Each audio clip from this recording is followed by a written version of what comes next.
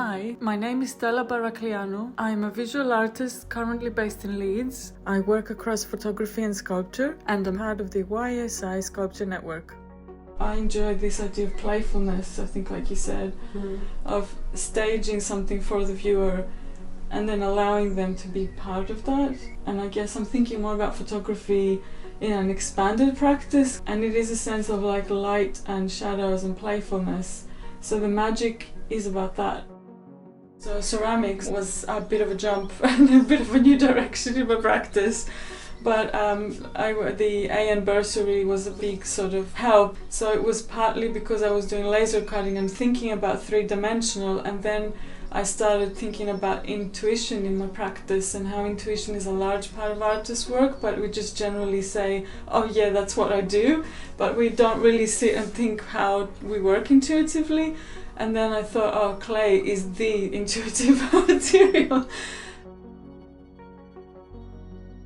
I currently have an installation which embeds new ceramic pieces, which is called the Ariadne piece. You can see some of the inspiration here when I was doing research on her and how she's been portrayed over the years as this kind of sad, abandoned woman. Theseus is obviously the hero because he escaped the labyrinth, but Ariadne gave him the thread, but nobody knows what happened to her afterwards. So I kind of picked up on these historical references of Ariadne, and I thought we want to know that she actually ended up being a constellation in the sky. Dionysus made her this shining star, and so I think it's a great story, and she shouldn't be portrayed crying and weeping and like this damsel in distress thing.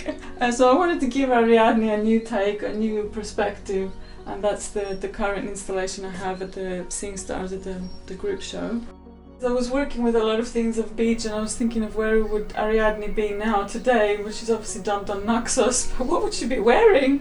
So I thought obviously she might be wearing her flip-flops, and this is where the idea came from. So kind of like this idea of taking a really highly industrialized, like made in China, kind of that plasticky kind of throwaway thing that our culture has a lot of, and then making it into clay, which that ceramic fired pieces are around for 3,000 years or so flip-flops in the future, I don't know.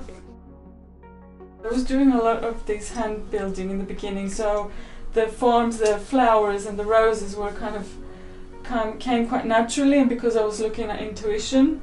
But I've worked with still life and flower arrangements in my photographs for like forever, so it just made sense that I kind of carried on. And these flowers were really the first things I did, and built up quite a good collection of them that ended up being put into a nice little basket, which I made for them.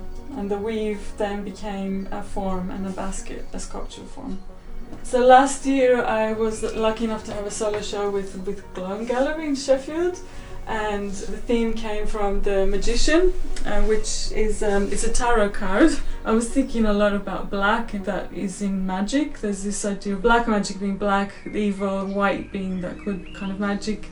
And then the whole exhibition came on the theme of The Magician, which has the title of the show. So you see the magician as he's looking downward, and there's a whole thing, anyone who knows about tarot and how we read tarot, that a card has a different meaning if it's upright or reversed.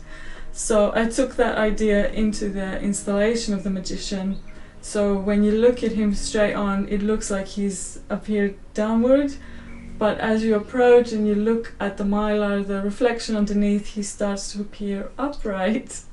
And I just thought that was just the whole kind of concept of the pandemic. It was like we were into this tunnel, but then things suddenly started turning upright again and kind of re-emerged, and things came back to kind of normal.